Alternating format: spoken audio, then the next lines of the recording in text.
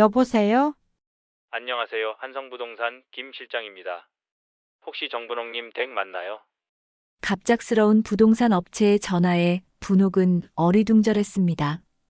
왜 부동산에서 자신에게 전화를 걸어온 것일까요? 네, 맞습니다. 무슨 일이신가요? 아, 좋은 소식이 있어서 연락드렸습니다. 저희가 매물로 등록해드린 댁 아파트의 구매 의사를 밝힌 분이 계세요.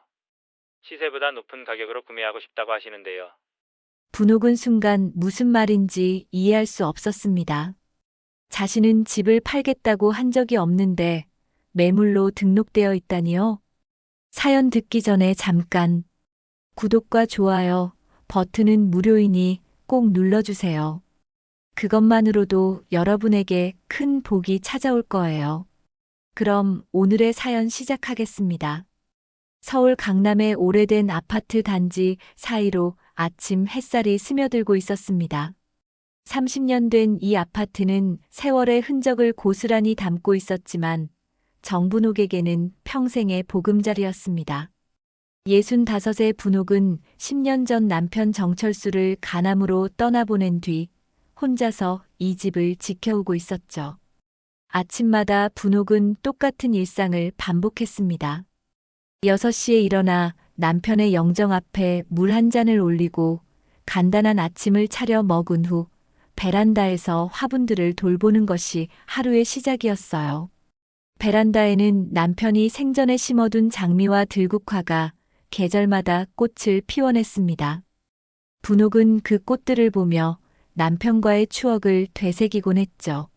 여보, 오늘도 꽃들이 참 예쁘게 피었네요. 당신이 좋아하던 빨간 장미도 올해 유난히 많이 피었어요. 분옥은 혼잣말처럼 중얼거리며 물을 주었습니다. 이런 소소한 일상이 그녀에게는 큰 위로가 되었어요. 남편이 떠난 지 10년이 지났지만 여전히 그의 존재를 느낄 수 있는 건 이 집이 있기 때문이었습니다. 부엌에서 커피를 내릴 때 나는 향기, 거실에 앉아 있을 때 느껴지는 포근함, 침실에서 잠들 때의 안온함까지 모든 것이 남편과의 추억으로 가득했어요. 거실 한쪽 벽에는 가족 사진들이 빼곡히 걸려 있었어요. 신혼여행 때 찍은 사진, 민호의 돌 사진, 결혼식 사진, 손자 지훈이의 100일 사진까지 각각의 사진마다 소중한 추억이 담겨 있었습니다. 분옥은 가끔 그 사진들을 바라보며 지나간 시절을 그리워했죠. 특히 남편과 함께 찍은 은혼식 사진을 볼 때마다 가슴 한편이 따뜻해졌습니다. 사진 속 남편의 미소는 여전히 살아있는 것 같았어요.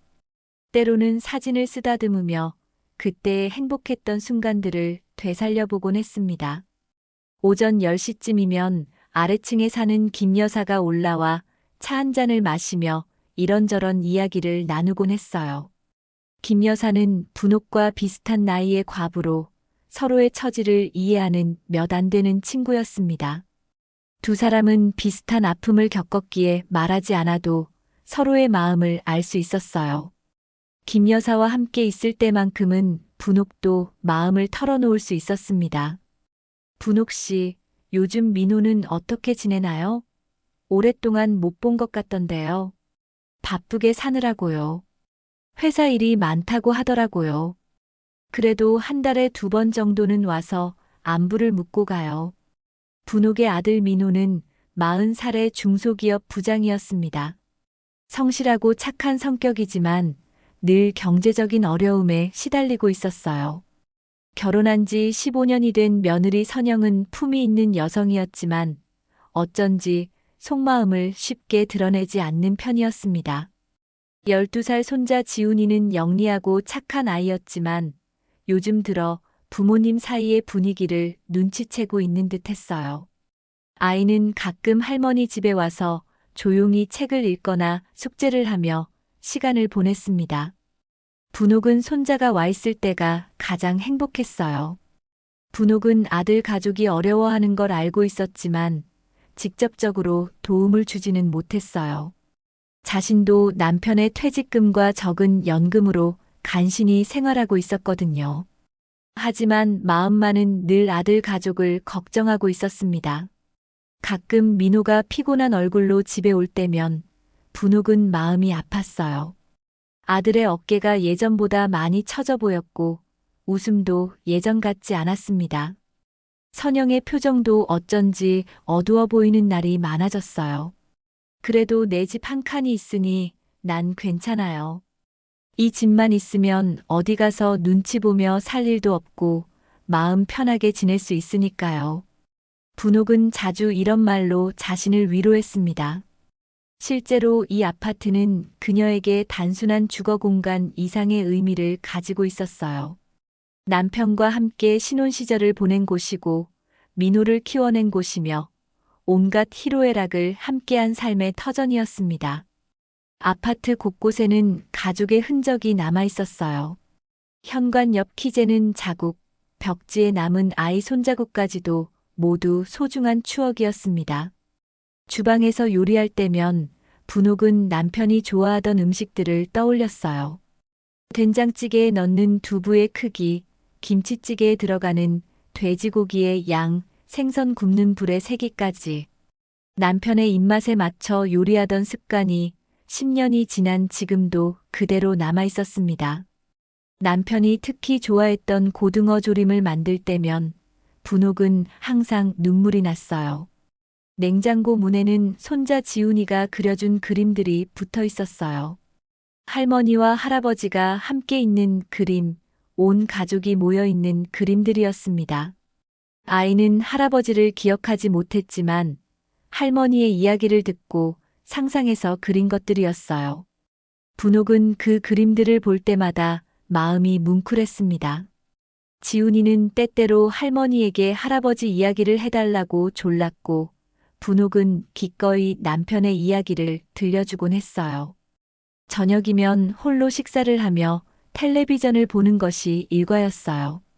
뉴스를 보다가 가끔 나오는 부동산 관련 소식에 귀를 기울이곤 했습니다.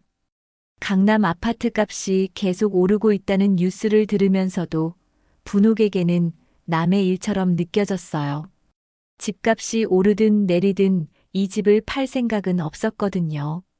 이웃들이 집을 팔고 이사를 간다는 소식을 들을 때면 오히려 안타까웠습니다. 30년을 함께 살아온 이웃들이 하나둘 떠나가는 모습이 쓸쓸했어요. 그래도 김 여사는 여전히 아래층에 살고 있어서 다행이었습니다. 밤이 되면 분옥은 남편과 함께 썼던 침실에서 잠자리에 들었습니다. 베개 옆에는 남편의 사진이 놓여 있었고 옷장에는 아직도 남편의 옷가지들이 그대로 걸려 있었어요. 가끔 친구들이 정리하라고 권했지만 분옥은 그럴 수가 없었습니다. 그 물건들이 있어야 남편이 아직 곁에 있는 것 같은 느낌이 들었거든요. 남편의 면도기, 안경, 시계, 읽다 만 책까지 모든 것이 그날 그대로였어요. 가끔 남편의 옷에서 나는 향기를 맡으며 그리움을 달랬습니다. 잠들기 전에는 항상 남편과 나눴던 마지막 대화를 떠올렸습니다. 분옥아, 내가 먼저 가더라도 슬퍼하지 마. 이 집에서 평생 편안하게 살아. 우리 추억이 가득한 이곳에서 행복하게 지내줘. 그때는 남편의 말이 그저 병원에서 하는 위로의 말인 줄 알았어요. 하지만 지금 와서 생각해보니 남편은 자신이 떠난 후에도 분옥이 안정된 생활을 할 수 있도록 이 집을 남겨준 것이었습니다. 남편의 마지막 선물이자 평생의 보호막 같은 존재였어요. 분옥은 남편의 그 말을 가슴에 새기고 살아왔습니다. 이렇게 평온하고 단조로운 일상이 분옥에게는 소중했습니다.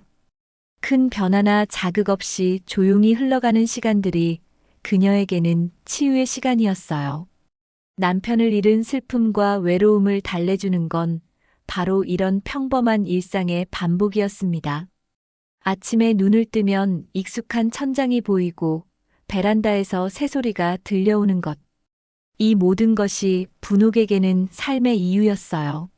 하지만 분옥은 아직 모르고 있었습니다. 이 평온한 일상이 곧 큰 변화를 맞게 될 것이라는 사실을 말이에요. 그런 평온한 일상이 계속될 것이라 믿었던 어느 날, 민호가 평소와 다른 표정으로 분옥을 찾아왔습니다. 늘 피곤해 보이던 얼굴에 오랜만에 밝은 기색이 역력했어요. 분옥은 아들의 변화된 모습을 보며 마음이 놓였습니다. 엄마, 안녕하세요. 오늘 좀 일찍 퇴근했어요. 어머, 민호야. 오늘은 얼굴이 참 밝아 보이네. 무슨 좋은 일이라도 있었나? 민호는 거실 소파에 앉으며 분옥의 손을 잡았습니다. 아들의 손에서 느껴지는 따뜻함이 분옥에게는 큰 위로였어요. 오랜만에 아들이 이렇게 다정하게 대하니 마음이 뭉클했습니다. 그동안 경제적인 어려움으로 인해 표정이 어두웠던 아들이 이렇게 밝은 모습을 보이니 분옥은 무엇인지 모를 기대감이 생겼어요. 엄마, 제가 오늘 특별한 제안을 하나 드리려고 왔어요. 엄마는 평생 고생만 하셨잖아요. 아버지 돌아가시고 나서도 혼자서 얼마나 힘드셨을까 생각하니 마음이 아프더라고요. 분옥은 아들의 말에 고개를 저었습니다. 자식 앞에서 힘든 내색을 한 적이 없었는데 아들이 알고 있었다는 사실에 놀랐어요. 아무리 숨기려 해도 어머니의 마음은 자식에게 다 전해지는 모양이었습니다. 무슨 소리야, 민호야. 나는 괜찮다고 했잖아. 이 집에서 편안하게 잘 지내고 있어. 엄마, 들어보세요. 제가 엄마를 위해 특별한 선물을 준비했어요. 민호는 가방에서 여행 팸플릿을 꺼내며 분옥 앞에 펼쳐놓았습니다. 화려한 색깔의 유럽 풍경 사진들이 눈에 들어왔어요. 파리의 에펠탑, 로마의 콜로세움, 스위스의 알프스 산맥까지 꿈만 같은 풍경들이었습니다. 분옥은 눈을 동그랗게 뜨며 팸플릿을 자세히 들여다봤어요. 유럽 여행? 민호야, 이게 무슨... 엄마, 평생 한 번도 해외여행을 못 가보셨잖아요. 아버지랑 신혼여행도 제주도로 가셨고, 그 후로는 계속 저 키우느라, 아버지 병원비 대느라 고생만 하셨어요. 이번에는 정말 엄마만을 위한 시간을 가지세요. 분옥은 팸플릿을 들여다보며 마음이 흔들렸습니다. 젊었을 때부터 한 번쯤 가보고 싶었던 유럽이었어요. 하지만 현실은 항상 바쁘고 힘들었습니다. 남편의 병원비, 아들의 교육비, 생활비까지 감당하느라 여행은 꿈도 꾸지 못했죠. 텔레비전에서 보던 유럽의 아름다운 풍경들이 눈앞에 펼쳐진 팸플릿으로 다가오니 가슴이 두근거렸습니다. 그래도 민호야, 이런 비싼 여행을. 너도 요즘 어렵다면서. 엄마, 제가 다 준비했어요. 항공료부터 숙박, 식사까지 전부 예약해놨습니다. 엄마는 그냥 가방만 챙기시면 돼요. 민호의 눈빛이 간절했습니다. 아들이 이렇게까지 정성을 들여 준비했다는 생각에 분옥의 마음이 움직였어요. 하지만 여전히 부담스러웠습니다.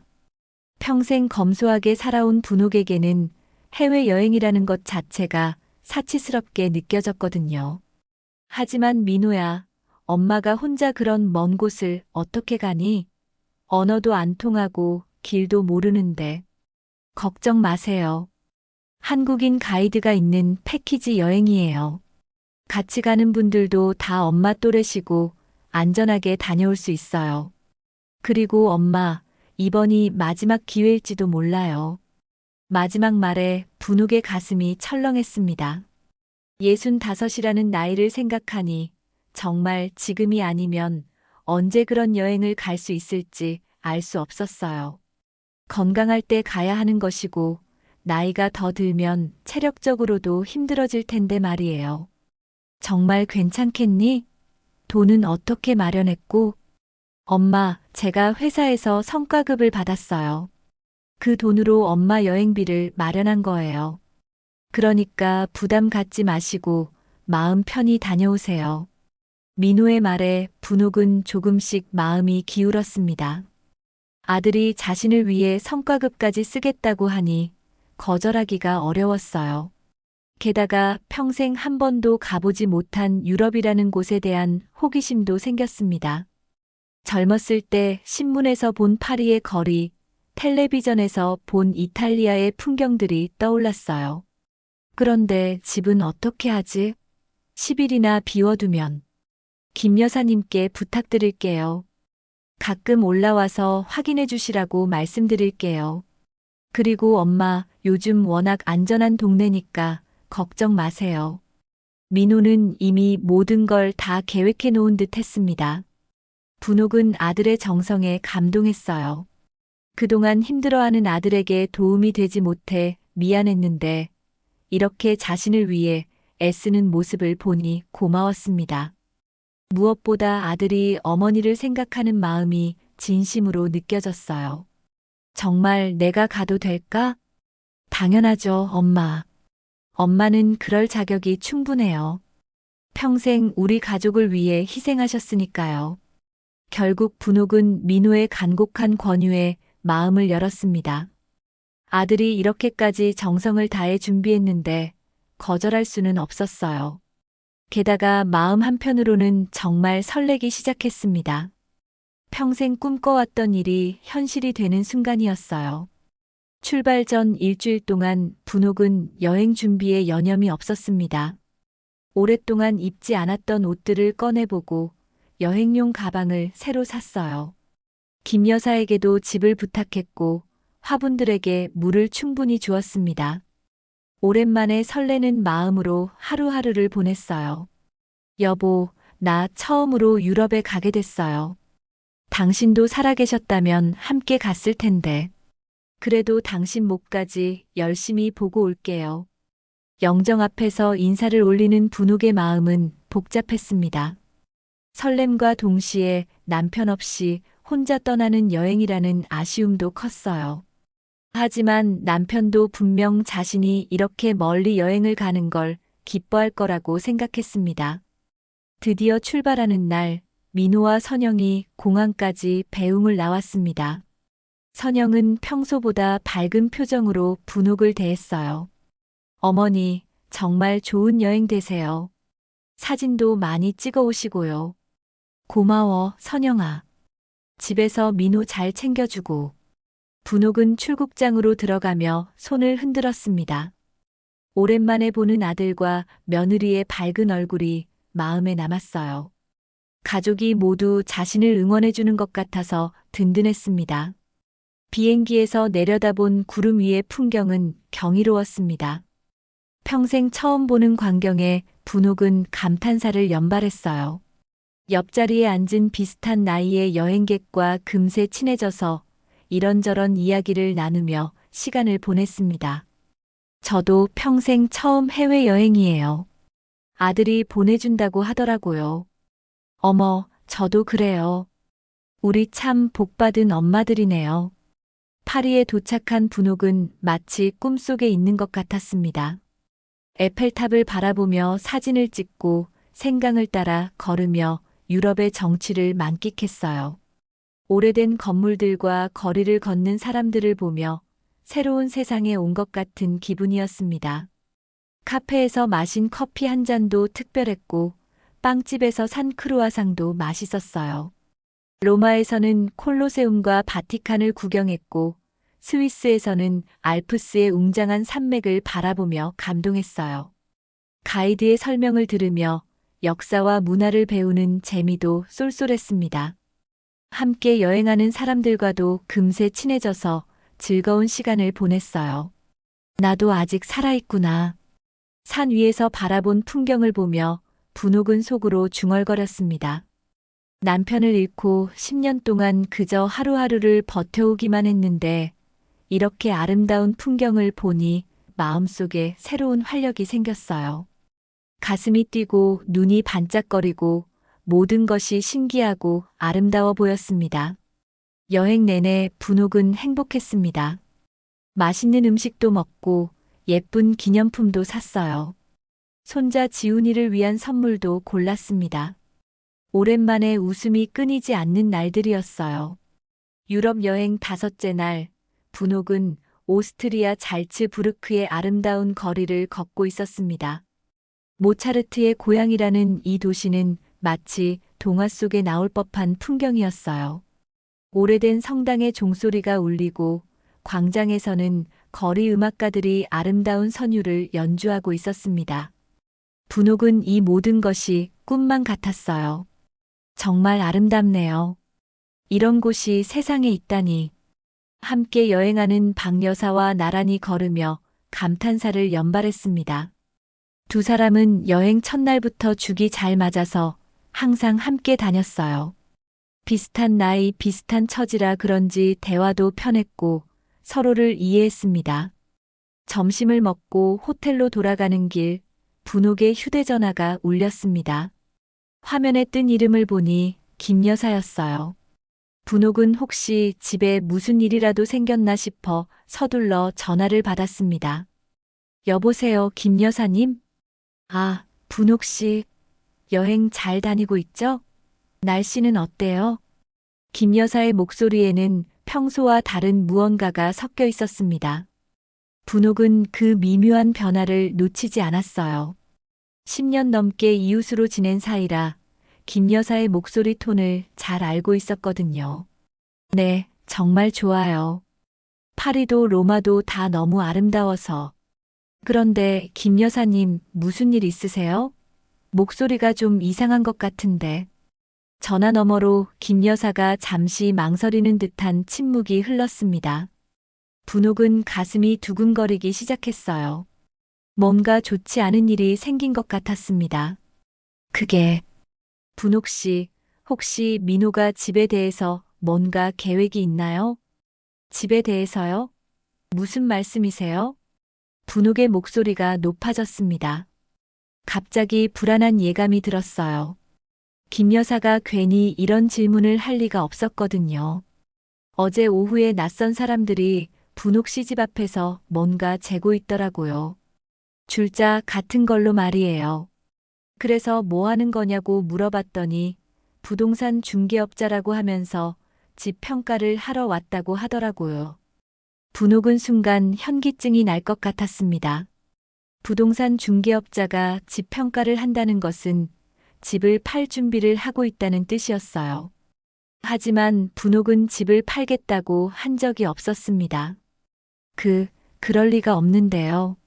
제가 집을 팔겠다고 한 적이 없어요. 저도 이상해서 민호한테 연락을 해볼까 했는데 혹시 분옥 씨가 모르는 사이에 무슨 일이 있는 건 아닌가 싶어서 먼저 연락드린 거예요. 분옥의 손이 떨리기 시작했습니다. 아름다운 잘츠부르크의 풍경이 갑자기 흐려져 보였어요. 마음속에서 불안이 파도처럼 밀려왔습니다. 김 여사님, 그 사람들이 뭐라고 했는지 자세히 말씀해 주세요. 글쎄요, 강남 아파트 시세를 알아보러 왔다고 하면서 곧 매물로 나올 예정이라고 하더라고요.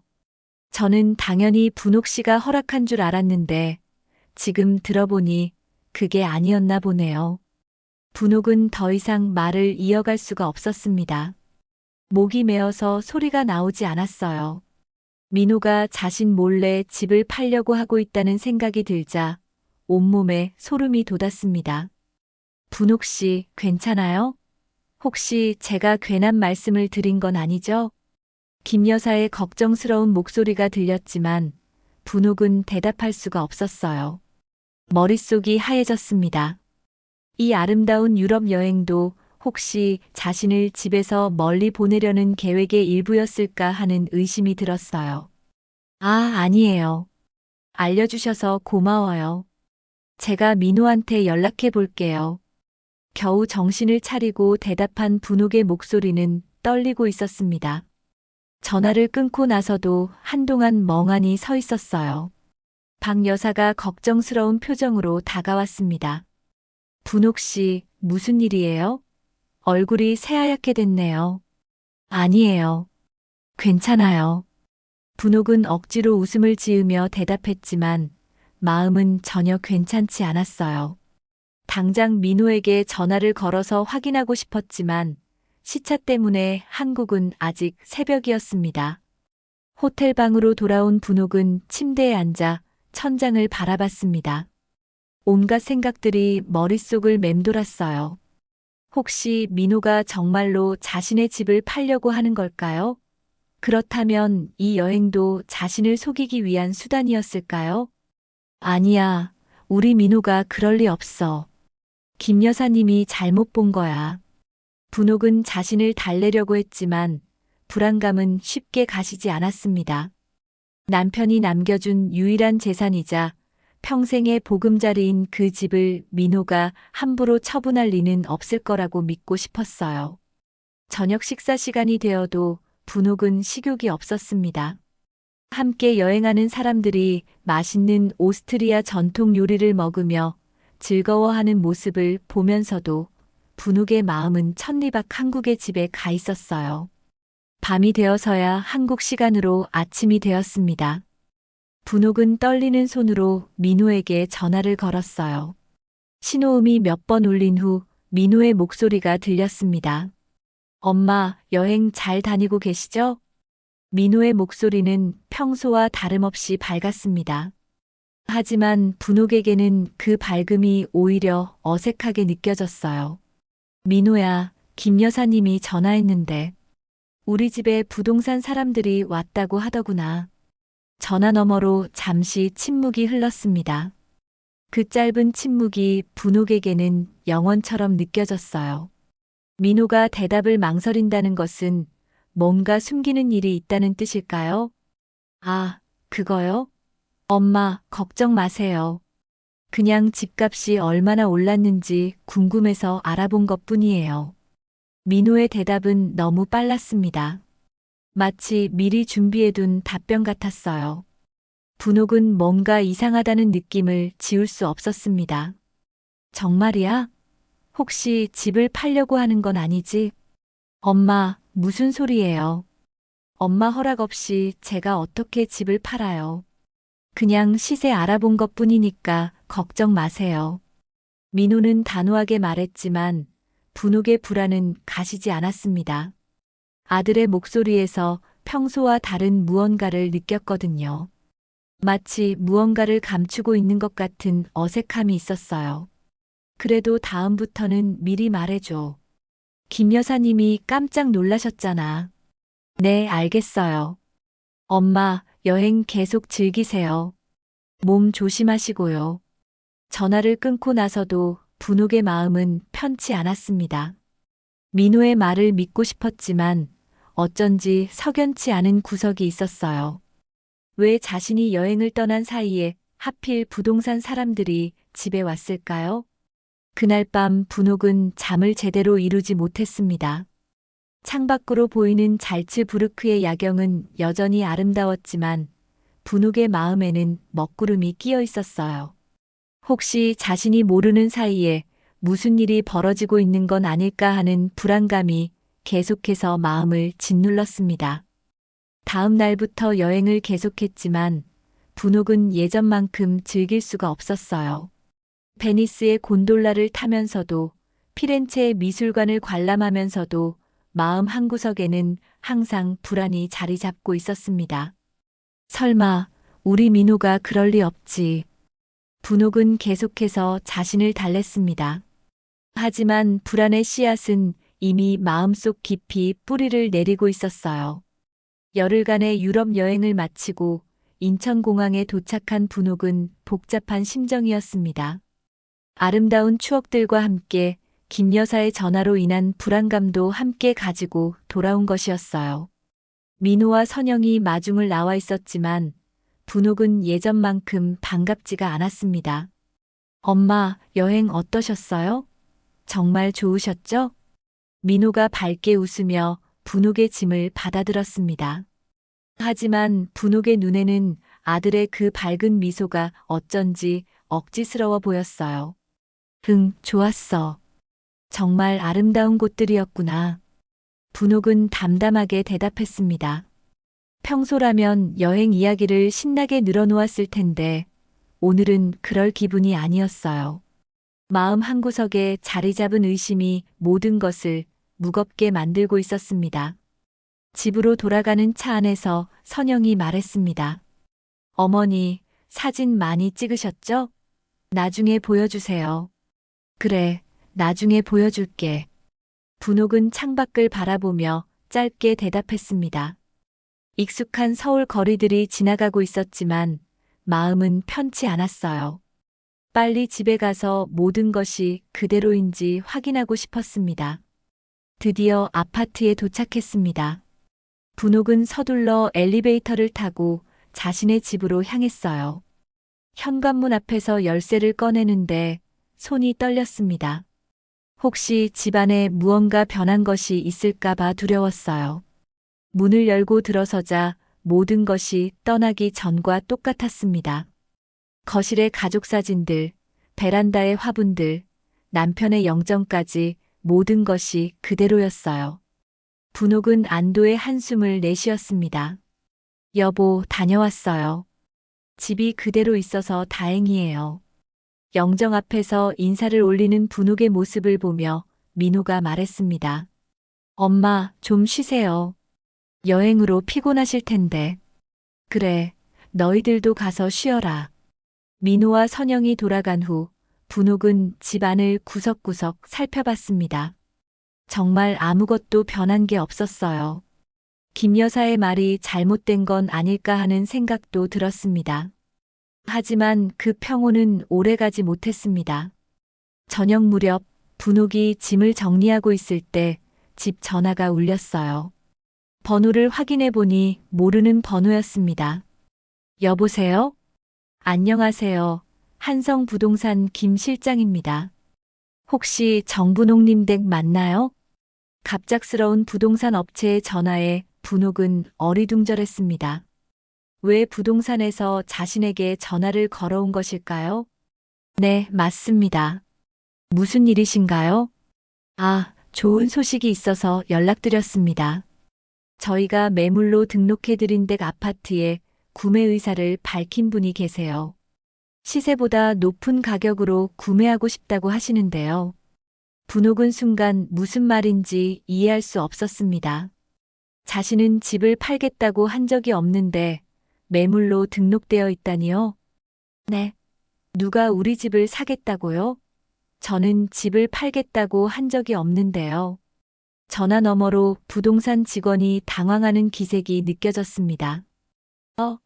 그런데 아드님께서 직접 오셔서 매물 등록을 의뢰하셨는데요. 민호님이라고. 분옥의 머릿속이 하얘졌습니다. 민호가 자신 몰래 집을 팔려고 했다는 것이 사실이었던 것입니다. 김 여사의 말이 맞았어요. 아, 그게. 제가 아들과 상의해보고 다시 연락드릴게요. 분옥은 서둘러 전화를 끊었습니다. 손이 떨려서 전화기를 제대로 잡을 수가 없었어요. 믿었던 아들이 자신을 속였다는 충격에 온몸에 힘이 빠졌습니다. 분옥은 당장 민호에게 전화를 걸었습니다. 신호음이 울리는 동안 가슴이 두근거렸어요. 어떻게 이런 일이 생길 수 있을까요? 네, 엄마, 여행 정리 다 하셨어요? 민호의 목소리는 평소와 다름없이 밝았습니다. 하지만 분옥에게는 그 밝음이 오히려 더욱 어색하게 느껴졌어요. 민호야, 당장 집에 와. 할 말이 있어. 엄마, 무슨 일이세요? 지금 당장 와. 분옥은 더 이상 말하고 싶지 않았습니다. 전화를 끊고 나서 거실 소파에 주저앉았어요. 온갖 생각들이 머릿속을 어지럽게 맴돌았습니다. 30분 후 민호가 집에 도착했습니다. 선영도 함께 왔어요. 분옥은 두 사람을 바라보며 복잡한 심정이었습니다. 엄마, 갑자기 부르셔서 무슨 일인가요? 민호가 조심스럽게 물었습니다. 분옥은 깊은 한숨을 내쉬며 입을 열었어요. 민호야, 부동산에서 전화 왔다. 우리 집을 사겠다는 사람이 있다고 하더구나. 민호의 얼굴이 순간 굳어졌습니다. 하지만 곧 태연한 표정을 지으며 대답했어요. 아, 그거요? 엄마, 이제 강남 아파트 값이 꼭대기예요. 팔아서 투자해야죠. 그래야 우리도 살고 손자 지훈이 미래도 챙길 수 있어요.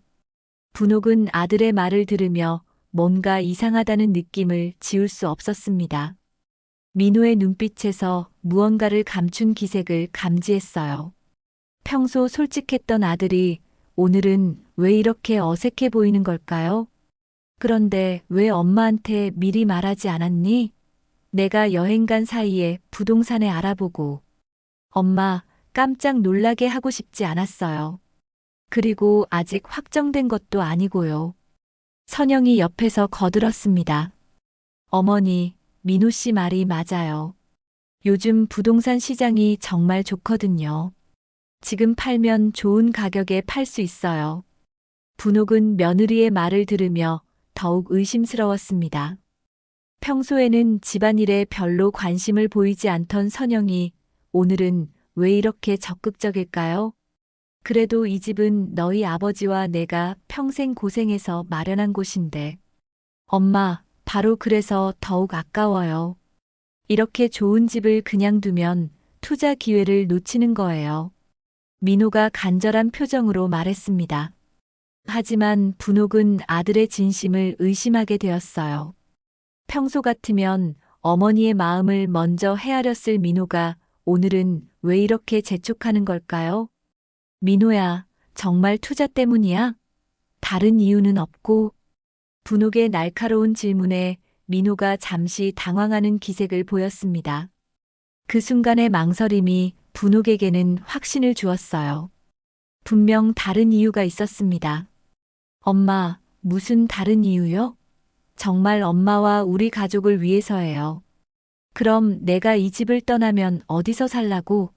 엄마, 집 판 돈으로 더 좋은 곳으로 이사하실 수 있어요. 요즘 신축 아파트들도 많고요. 선영이 거들어 말했습니다. 하지만 분옥에게는 그 말이 공허하게 들렸어요. 30년을 살아온 추억이 가득한 이 집을 떠나라는 것이 어떻게 그렇게 쉽게 말할 수 있는 일일까요? 엄마, 생각해 보세요. 지훈이도 곧 중학생이 되는데 교육비도 많이 들어가고요. 이번 기회를 놓치면 언제 또 이런 기회가 올지 몰라요. 민호의 말에 분옥의 마음이 흔들리기 시작했습니다. 아들과 손자 지훈이의 미래를 위해서라면 자신이 희생해야 하는 걸까요? 하지만 여전히 석연치 않은 구석이 있었어요. 정말 그게 다야?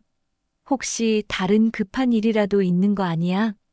분옥의 질문에 민호와 선영이 서로 눈빛을 주고받았습니다. 그 순간의 교감을 분옥이 놓치지 않았어요. 분명 무언가 숨기고 있는 일이 있었습니다. 엄마, 정말 투자 때문이에요. 요즘 같은 기회가 흔하지 않거든요. 민호는 끝까지 본래의 이유를 숨겼습니다. 하지만 분옥은 아들의 간절한 눈빛을 보며 마음이 약해지기 시작했어요. 설령 다른 이유가 있다 하더라도 하나뿐인 아들이 이렇게 간청하는데 거절할 수 있을까요? 엄마, 제발 한 번만 생각해 주세요. 정말 우리 가족을 위해서예요. 민호가 분옥의 손을 잡으며 말했습니다. 아들의 따뜻한 손길에 분옥의 마음이 더욱 흔들렸어요.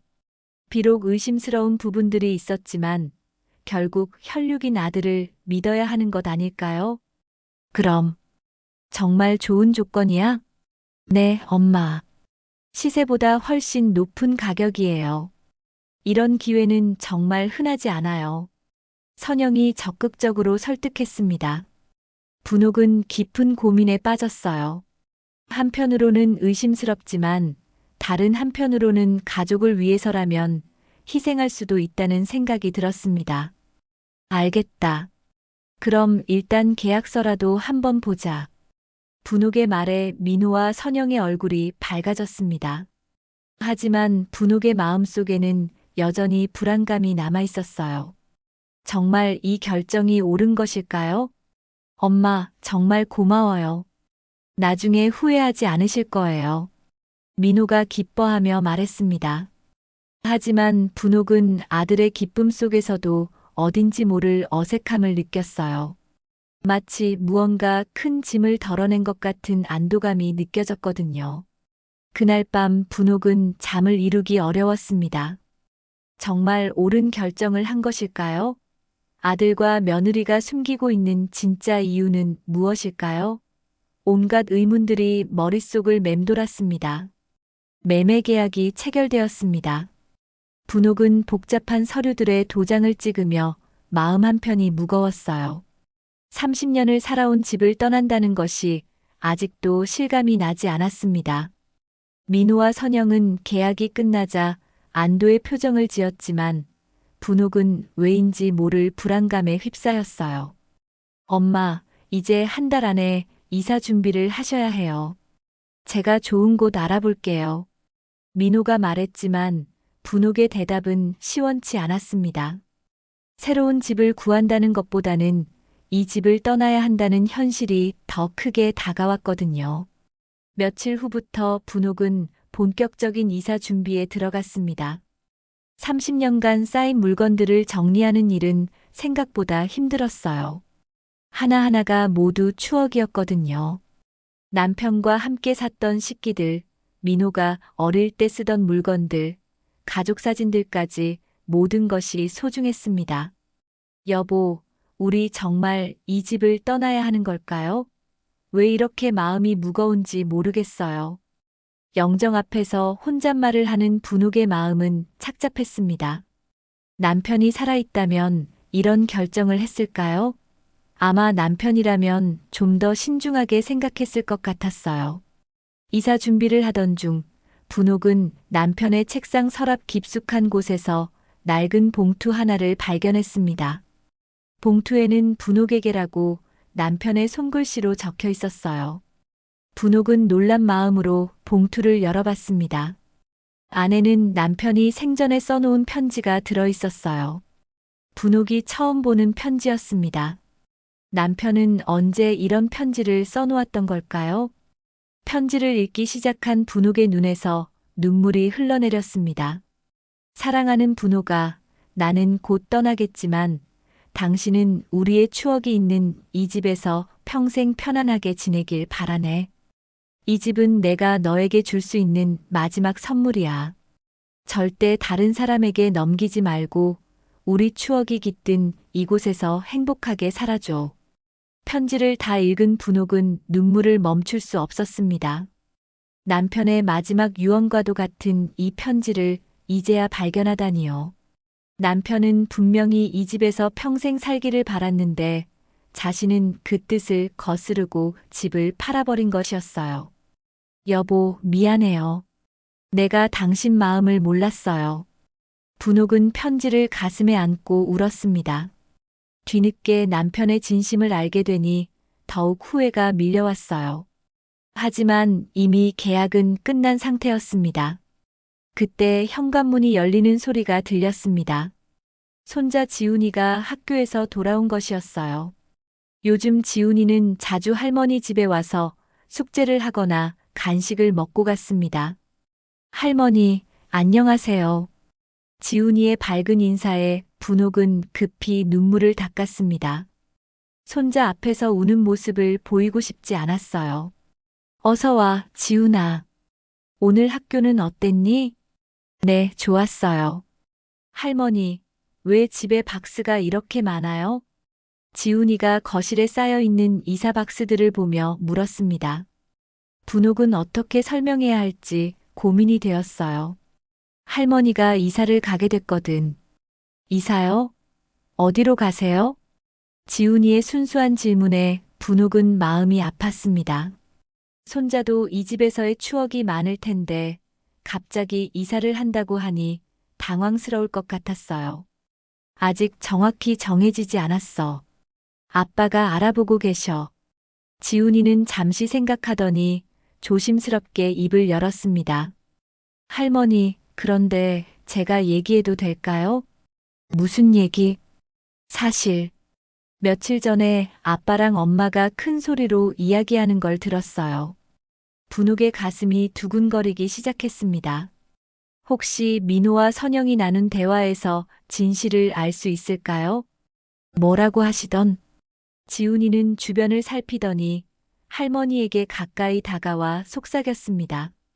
아빠가 엄마한테 장인어른 사채 갚으려면 집밖에 없다고 했어요. 분홍은 순간 머릿속이 하얘지는 것을 느꼈습니다. 장인어른 사채라니요? 그럼 선영의 아버지가 사채를 쓰셨다는 말인가요? 그 말이 확실하니? 네, 할머니. 그리고 엄마가 빨리 처리하지 않으면 큰일 난다고도 했어요. 지훈이의 말에 분홍은 모든 것을 이해했습니다. 민호가 말했던 투자는 거짓말이었어요. 실제로는 선영의 아버지가 사채업체에 진 빚을 갚기 위해 자신의 집을 팔려고 했던 것이었습니다. 할머니, 혹시 제가 말하면 안 되는 얘기였나요? 지훈이가 걱정스러운 표정으로 물었습니다. 분홍은 손자의 순수한 마음에 감동했어요. 아이는 잘못된 일이라는 것을 본능적으로 알고 있었던 것 같았습니다. 아니야, 지훈아. 할머니한테 말해줘서 고마워. 분홍은 손자의 머리를 쓰다듬으며 말했습니다.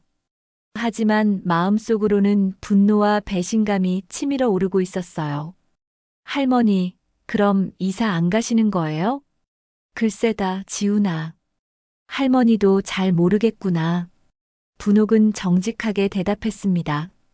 이제 진실을 알았지만 어떻게 해야 할지 막막했어요. 이미 계약은 끝났고 한 달 안에 집을 비워줘야 하는 상황이었습니다. 지훈이가 돌아간 후 분홍은 혼자 앉아 깊은 생각에 빠졌습니다. 민호와 선영이 자신을 완전히 속였다는 사실이 믿어지지 않았어요. 그것도 선영의 집안 사정 때문에 자신의 집까지 희생시키려고 했다니요. 여태껏 자식만 바라봤지만 이제라도 내 삶을 지켜야지. 더는 속지 않을 거야. 분홍은 남편의 편지를 다시 읽으며 다짐했습니다. 남편이 자신에게 남겨준 마지막 선물을 다른 사람들을 위해 포기할 수는 없었어요. 그 순간 분홍은 단순히 피해자가 아니라 스스로 주체가 되기로 결심했습니다. 지금까지는 아들이 시키는 대로, 며느리가 원하는 대로 살아왔지만 이제는 달랐어요. 자신의 삶은 자신이 지켜야 한다는 것을 깨달았습니다. 분홍은 휴대전화를 들고 부동산에 전화를 걸었습니다. 아직 늦지 않았다면 계약을 취소할 수 있을지 알아보고 싶었어요. 여보세요, 한성부동산입니다. 안녕하세요, 정분옥입니다.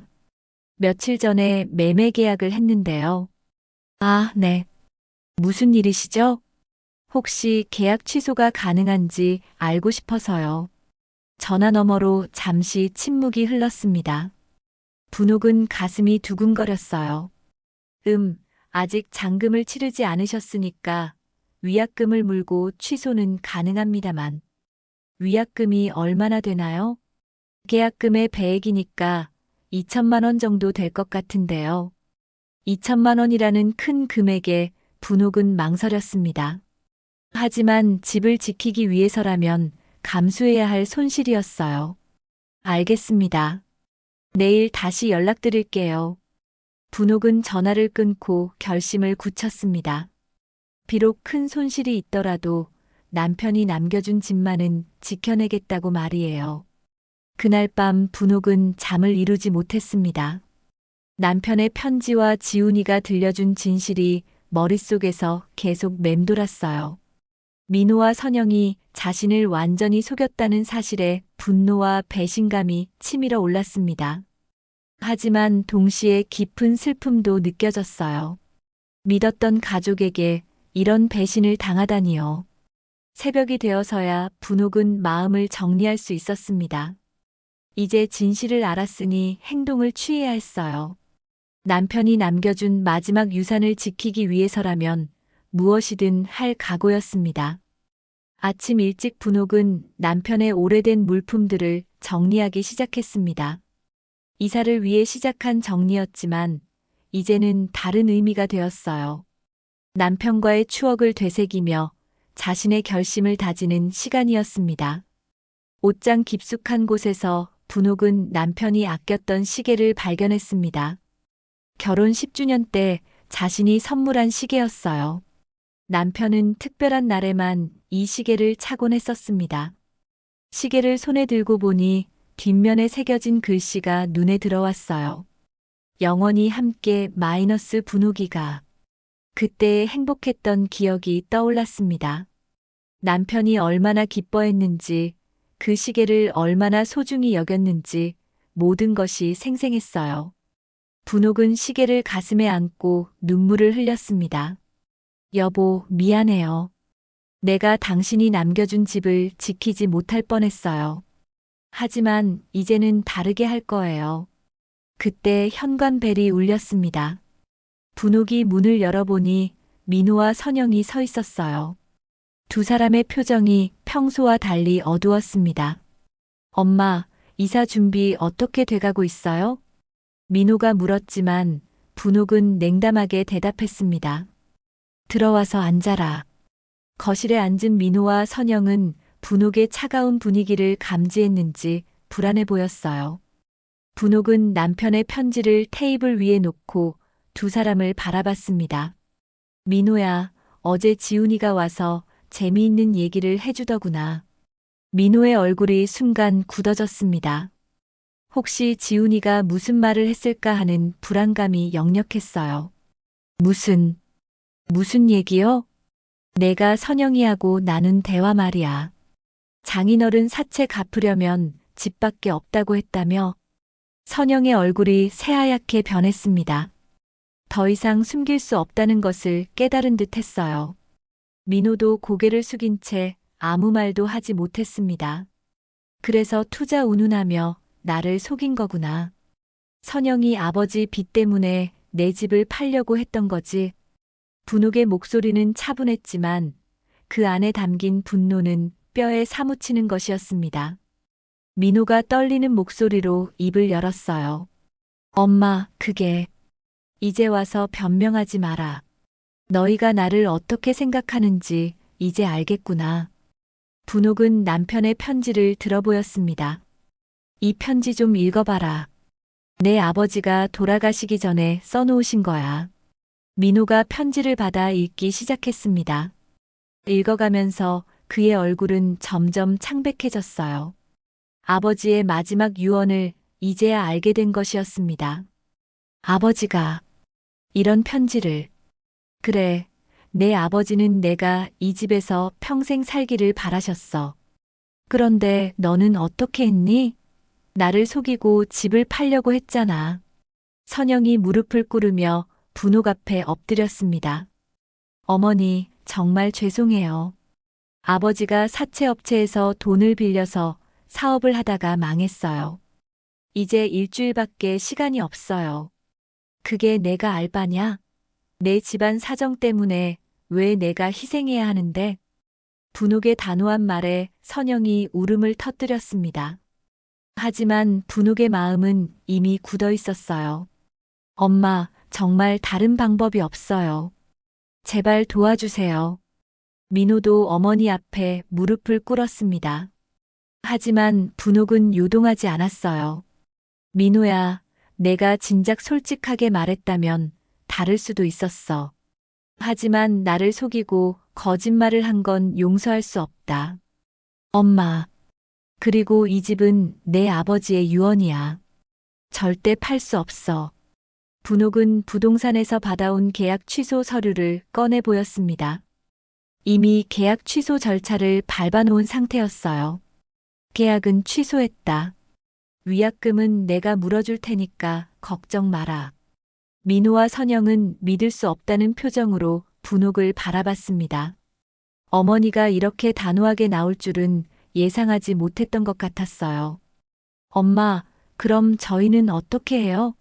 정말 다른 방법이 없어요. 그건 너희가 알아서 해결해라. 나는 더 이상 모르겠다. 분옥의 냉정한 대답에 선영이 더욱 울음을 터뜨렸습니다. 하지만 분옥은 마음을 바꾸지 않았어요. 어머니, 제발요. 아버지가 죽을 수도 있어요. 그렇다고 내가 집을 팔아줘야 한다는 법은 없잖아. 애초에 너희 아버지가 왜 사채를 썼는데 그 책임을 왜 내가 져야 해? 분옥의 말에 선영은 할 말이 없었습니다. 실제로 자신의 아버지가 무리한 사업을 벌이다가 생긴 일이었거든요. 엄마, 그럼 정말 도와주실 수 없는 거예요? 민호가 마지막으로 간청했지만 분옥의 대답은 단호했습니다. 안 된다. 이 집만은 절대 팔 수 없어. 민호와 선영은 더 이상 어머니를 설득할 수 없다는 것을 깨달았습니다. 두 사람은 절망적인 표정으로 집을 나갔어요. 그들이 떠나고 나서 분옥은 혼자 앉아 깊은 생각에 잠겼습니다. 가족을 위해 희생하는 것도 중요하지만 자신의 삶도 지켜야 한다는 것을 깨달았어요. 더 이상 다른 사람들의 희생양이 될 수는 없었습니다. 여보, 제대로 했죠? 당신이 남겨주신 집을 지켰어요. 영정 앞에서 분옥은 남편에게 말했습니다. 비록 가족과의 갈등이 있었지만 남편의 유언을 지킨 것에 대한 안도감이 들었어요. 그날 저녁 김 여사가 찾아왔습니다. 분옥 씨, 이사는 언제 가시는 거예요? 김 여사님, 이사 안 가기로 했어요. 어머, 정말요? 무슨 일이 있었나요? 분옥은 김 여사에게 그동안 있었던 일들을 털어놓았습니다. 김 여사는 이야기를 들으며 분옥의 결정을 지지했어요. 잘하셨어요, 분옥 씨. 아무리 가족이라도 그렇게 속이면 안 되죠. 네, 이제야 정신을 차렸어요. 여태껏 너무 순진했던 것 같아요. 분옥은 이제 새로운 시작을 할 준비가 되어 있었습니다. 더 이상 다른 사람들의 희생양이 아닌 자신의 삶의 주인이 되기로 결심했어요. 계약 취소 후 며칠이 지나고 분옥은 여전히 자신의 집에서 생활하고 있었습니다. 위약금으로 2천만 원을 잃었지만 남편이 남겨준 집을 지켜낸 것에 대한 안도감이 더 컸어요. 하지만 경제적 부담은 현실이었습니다. 적금을 깨고 위약금을 지불한 분옥에게는 이제 얼마 남지 않은 생활비만이 있었어요. 그런 어느 날 오후 민호와 선영이 다시 찾아왔습니다. 일주일 전 계약 취소 소식을 들었을 때보다 두 사람의 얼굴은 더욱 절망적이었어요. 특히 선영은 눈이 퉁퉁 부어 있었습니다. 분옥은 현관문을 열면서도 이미 무슨 일로 왔는지 짐작할 수 있었어요. 엄마, 안녕하세요. 민호의 인사는 평소보다 훨씬 조심스러웠습니다. 분옥은 냉담하게 두 사람을 맞았어요. 거실로 들어선 두 사람의 모습이 초라해 보였습니다. 무슨 일로 왔니? 어머니, 저희가 정말 마지막으로 부탁드리려고 왔어요. 선영이 떨리는 목소리로 말했습니다. 분옥은 이미 무슨 말을 할지 짐작이 갔어요. 또다시 돈 이야기를 하러 온 것이 분명했습니다. 또 돈 얘기구나. 나는 이미 위약금으로 2천만 원이나 잃었어. 더 이상 줄 돈 없다. 엄마, 집은 못 파시더라도 다른 방법이 있잖아요. 엄마가 가지고 계신 적금이나 예금을 좀. 민호가 조심스럽게 말을 꺼냈지만 분옥의 표정은 더욱 굳어졌습니다. 집을 못 팔게 하니까 이제는 적금까지 노리고 있었던 것이에요. 지금 뭐라고 한 거야? 내 적금까지 달라고? 어머니, 정말 급해요. 이제 이틀밖에 안 남았어요.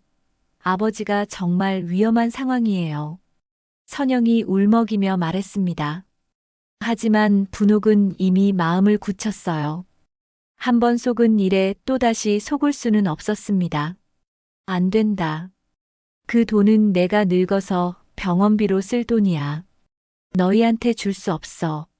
엄마, 제발요. 나중에 꼭 갚을게요. 정말 급한 상황이에요. 사채업체에서 협박까지 하고 있어요. 민호가 간절히 부탁했지만 분옥은 고개를 저었습니다. 사채업체의 협박이라는 말에도 마음이 움직이지 않았어요. 믿을 수 없어. 너희는 이미 나를 한 번 속였잖아. 투자한다고 거짓말하면서 말이야. 어머니, 정말 죄송해요. 저희가 잘못했어요. 하지만 이번에는 정말 마지막이에요. 선영이 무릎까지 꿇으며 애원했지만 분옥의 마음은 돌처럼 굳어 있었습니다. 그때 현관문이 열리며 지훈이가 들어왔습니다. 손자는 분위기가 심상치 않다는 것을 금방 눈치챘어요. 거실에 앉아 있는 부모와 할머니의 긴장된 분위기가 역력했습니다. 할머니, 안녕하세요. 아빠, 엄마도 왜 여기 계세요? 지훈아, 어서 와. 분홍만이 평소처럼 손자를 반갑게 맞았습니다. 민호와 선영은 아들이 온 것을 반가워하기보다는 오히려 부담스러워하는 기색이었어요. 지훈아, 너는 집에 가서 숙제나 해라. 민호가 아들을 돌려보내려 했지만 지훈이는 꿈쩍하지 않았습니다. 오히려 부모와 할머니 사이의 긴장감을 더욱 예리하게 감지하고 있었어요. 아빠, 엄마, 또 할머니한테 돈 달라고 하는 거예요? 아이의 직설적인 질문에 민호와 선영이 당황했습니다. 지훈이는 이미 부모의 상황을 다 알고 있었던 것 같았어요. 아이는 어른들이 생각하는 것보다 훨씬 많은 것을 보고 듣고 있었습니다. 지훈아, 어른들 얘기니까. 할머니, 아빠와 엄마가 계속 할머니를 괴롭히는 것 같아요. 지훈이가 분옥에게 다가가며 말했습니다. 아이의 순수한 시선에서 본 상황이 얼마나 잘못되었는지를 보여주는 말이었어요. 괴롭히는 게 아니야, 지훈아. 할머니한테 도움을 요청하는 거야. 선영이 변명하듯 말했지만 지훈이는 고개를 저었습니다. 아이의 눈에는 부모의 행동이 할머니를 힘들게 하는 것으로만 보였던 것이에요. 엄마, 지난번에 외할아버지 때문에 할머니 집 팔려고 했던 거 맞죠? 그리고 지금도 할머니 돈 달라고 하는 거고요. 아이의 말에 분옥이 놀랐습니다. 지훈이가 상황을 이렇게 정확히 파악하고 있었다니요. 아이는 어른들이 생각하는 것보다 훨씬 영리했습니다. 지훈아, 넌 어떻게 그런 걸 다 알고 있니? 할머니, 저는 바보가 아니에요. 엄마가 전화로 친구들한테 할머니 욕하는 것도 들었어요. 지훈이의 말에 선영의 얼굴이 새하얗게 변했습니다. 자신이 친구들에게 시어머니 욕을 한 것을 아들이 들었다는 것이었어요. 뭐라고 했는데? 분옥이 조용히 물었습니다. 지훈이는 잠시 망설이더니 작은 목소리로 말했어요. 엄마가 시어머니가 너무 고집세다. 자식들 생각은 안 하고 집만 붙잡고 있다고 했어요. 그리고 늙은이가 욕심이 너무 많다고도 했어요. 분옥의 눈에서 차가운 빛이 번뜩였습니다. 며느리가 뒤에서 자신을 그렇게 평가하고 있었다니요. 욕심이 많은 늙은이라고 말했다는 것이 가장 충격이었어요. 선영아, 내가 정말 그런 말을 했니? 선영은 대답하지 못했습니다. 부인할 수도 없는 상황이었어요. 아들 앞에서 거짓말을 할 수도 없었고, 실제로 그런 말을 했던 것도 사실이었으니까요. 할머니, 그리고 아빠도 회사 사람들한테 어머니가 이기적이다라고 말하는 걸 들었어요. 요즘 노인들은 자식 생각을 안 한다고도 했어요. 지훈이의 또 다른 폭로에 민호도 당황했습니다. 아들이 자신들의 대화를 이렇게 세심하게 듣고 있었다는 것을 몰랐던 것이에요. 아이는 부모가 생각하는 것보다 훨씬 많은 것을 알고 있었습니다. 그래, 너희들이 나를 그렇게 생각하고 있었구나. 분옥의 목소리는 차분했지만 그 안에 담긴 분노와 실망은 뼈에 사무치는 것이었습니다. 이기적이고 욕심 많은 늙은이라니요. 평생 가족을 위해 희생했던 자신에게 이런 평가를 내리다니요. 엄마, 그게 아니라. 그만해, 민호야. 이제 다 알겠다. 분옥이 손을 들어 아들의 말을 막았습니다. 더 이상 변명을 들을 필요가 없었어요. 지훈아, 고마워.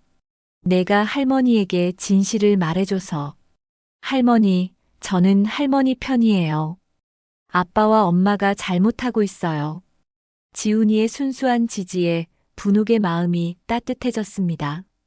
적어도 한 사람은 자신을 이해해주고 있었어요. 손자만큼은 자신의 진심을 알아주고 있었습니다. 민호야, 선영아. 이제 그만 가거라. 더 이상 나한테서 받을 것은 없다. 엄마, 제발 마지막으로. 안 된다. 그리고 앞으로 나한테 돈 얘기는 하지 마라. 이제 내 재산은 내가 지킬 거야. 분옥의 단호한 말에 민호와 선영은 더 이상 할 말이 없었습니다. 어머니의 결심이 확고하다는 것을 깨달았어요. 그리고 민호야, 내가 진짜 내 아들이라면 이런 식으로 어머니를 괴롭히지 않았을 거야. 이제 너는 더 이상 내 아들이 아니다. 분옥의 마지막 선언에 민호가 충격을 받았습니다. 어머니가 이렇게까지 단호하게 나올 줄은 예상하지 못했던 것이에요. 엄마, 그런 말씀은 나가거라. 더 이상 보고 싶지 않다. 결국 민호와 선영은 절망적인 표정으로 집을 나갔습니다. 지훈이만이 할머니 곁에 남아 있었어요. 할머니, 괜찮으세요? 응, 지훈아. 할머니는 이제 괜찮아. 분옥은 손자를 끌어안으며 말했습니다. 비록 아들과 며느리를 잃었지만 자신의 존재감을 되찾은 기분이었어요. 한 달이 지났습니다. 분옥은 위약금으로 2천만 원을 잃었지만 남편이 남겨준 집을 지켜낸 것에 대한 만족감이 더 컸어요. 아들에게는 한 푼도 내어주지 않았고 더 이상 그들의 거짓말에 속지도 않았습니다. 경제적으로는 여유롭지 않았지만 분옥의 마음은 오히려 가벼워졌어요. 남편의 편지를 다시 읽으며 자신의 결정이 옳았다는 확신을 가졌어요. 어느 날 오후 분옥은 베란다에서 화분들을 돌보고 있었습니다. 남편이 생전에 심어둔 장미가 올해도 어김없이 아름다운 꽃을 피워냈어요. 물을 주며 남편과 나누던 대화를 떠올렸습니다. 여보, 이제 정말 마음이 편해졌어요. 당신 말씀대로 이 집에서 평생 살 수 있을 것 같아요. 그때 현관벨이 울렸습니다. 문을 열어보니 아랫집 김 여사가 시장에서 산 싱싱한 채소들을 들고 서 있었어요. 분옥 씨, 시장에 갔다가 좋은 채소들이 있어서 조금 사왔어요. 같이 나눠 드세요. 고마워요, 김 여사님. 들어와서 차 한잔 하세요. 두 사람은 거실에 앉아 차를 마시며 이런저런 이야기를 나누었습니다. 김 여사는 분옥의 얼굴이 한 달 전보다 훨씬 밝아진 것을 느꼈어요. 분옥 씨, 요즘 표정이 참 좋아 보여요. 마음의 짐을 덜어낸 것 같아서 다행이에요. 네, 정말 그래요. 이제야 내 삶을 찾은 것 같아요. 그 순간 현관문이 열리는 소리가 들렸습니다. 지훈이가 학교에서 돌아온 것이었어요. 아이는 한 달 동안 몰래 할머니를 찾아오곤 했습니다. 할머니, 안녕하세요. 할머니도 안녕하세요. 지훈이의 밝은 인사에 두 할머니가 웃음을 지었습니다. 분옥은 손자가 올 때마다 가장 행복했어요. 적어도 지훈이만큼은 여전히 자신을 사랑해주고 있었거든요. 지훈아, 오늘 학교는 어땠니? 좋았어요. 그런데 할머니, 아빠가 요즘 많이 우울해해요. 할머니 생각을 많이 하시는 것 같아요. 지훈이의 말에 분옥은 복잡한 심정이었습니다. 아무리 서운해도 혈육인 아들이었는데 완전히 등을 돌린 것이 과했나 하는 생각도 들었어요. 그래도 할머니는 아빠를 용서할 수 없어. 할머니를 너무 실망시켰거든. 할머니, 아빠가 정말 후회하고 있어요. 매일 한숨만 쉬고 엄마도 많이 변했어요. 분옥의 마음이 조금 흔들렸지만 쉽게 용서할 수는 없었어요. 한번 깨진 신뢰를 회복하기는 어려운 일이었습니다. 김 여사가 자리를 뜨고 나서 분옥과 지훈이는 함께 저녁을 먹으며 이야기를 나누었어요. 할머니, 저는 할머니가 옳다고 생각해요. 아빠와 엄마가 할머니를 속인 건 잘못된 거예요. 고마워, 지훈아.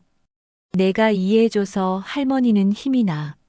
저녁 식사를 마치고 지훈이가 숙제를 하는 동안 분옥은 베란다에 나가 석양을 바라봤습니다. 오렌지빛 노을이 아파트 사이로 스며들고 있었어요. 예전에는 혼자 보던 이 풍경이 이제는 평온하게 느껴졌습니다. 할머니, 숙제 다 했어요. 지훈이가 베란다로 나와 분옥 옆에 앉았습니다. 할머니와 손자는 나란히 앉아 노을을 바라봤어요. 지훈아, 할머니가 이번 일을 겪으면서 깨달은 게 있어. 아무리 가족이라도 자신의 삶은 자신이 지켜야 한다는 거야. 할머니가 용감하세요. 저도 할머니처럼 되고 싶어요. 지훈이의 순수한 말에 분욱의 마음이 따뜻해졌습니다. 손자만큼은 자신의 편에서 응원해주고 있었어요. 밤이 깊어져 지훈이가 집으로 돌아갈 시간이 되었습니다. 분옥은 손자를 현관까지 배웅했어요. 지훈아, 조심히 들어가고 아빠한테는 할머니가 잘 지낸다고 전해줘. 네, 할머니. 다음에 또 올게요. 지훈이가 떠나고 나서 분옥은 혼자 거실에 앉아 가족 사진들을 바라봤습니다. 남편과 함께 찍은 사진, 민호가 어릴 때 사진, 지훈이의 100일 사진까지. 비록 아들과는 틀어졌지만 이 모든 추억들은 여전히 소중했어요. 여보, 제가 너무 냉정했을까요? 그래도 아들인데. 영정 속 남편을 바라보며 분옥은 혼잣말을 했습니다. 하지만 곧 고개를 저었어요. 자신의 결정이 옳았다는 확신이 들었습니다. 며칠 후 분옥은 동네 복지관에서 진행하는 원예교실에 참여하기 시작했습니다. 비슷한 나이의 사람들과 함께 화분을 가꾸며 새로운 취미를 찾았어요. 오랫동안 잊고 지냈던 자신만의 시간을 되찾은 기분이었습니다. 분옥 씨, 손재주가 정말 좋으시네요. 이 화분 정말 예뻐요. 원예교실 선생님의 칭찬에 분옥은 뿌듯했습니다. 남편과 함께 기르던 화분들이 이런 재능을 키워준 것 같았어요. 집으로 돌아온 분옥은 베란다에 새로운 화분들을 배치했습니다. 남편이 심어둔 장미와 함께 어우러져 더욱 아름다운 정원이 되었어요. 여보, 이제 정말 새로운 시작이에요. 늦었지만 이제야 알았어요. 내 삶은 내가 지켜야 한다는 걸. 분옥은 베란다에서 노을을 바라보며 혼잣말처럼 중얼거렸습니다. 평생 가족을 위해 희생하며 살아왔지만 이제는 자신을 위한 시간을 가질 수 있게 되었어요. 그날 밤 분옥은 오랜만에 편안한 잠에 들었습니다. 더 이상 누군가의 눈치를 보거나 걱정할 필요가 없었어요. 자신만의 공간에서 자신만의 방식으로 살아갈 수 있게 된 것이 무엇보다 행복했습니다. 창밖으로는 도시의 불빛들이 반짝이고 있었고 베란다의 화분들이 고요한 밤 공기 속에서 평화롭게 숨쉬고 있었어요. 당당히 일어선 분옥의 새로운 인생이 시작된 것이었습니다. 이야기를 끝까지 들어주셔서 감사합니다. 구독과 좋아요는 여러분께 행운을 가져다 주고 저에게는 영상 제작에 큰 힘을 줍니다. 다음 이야기에서 또 만나요.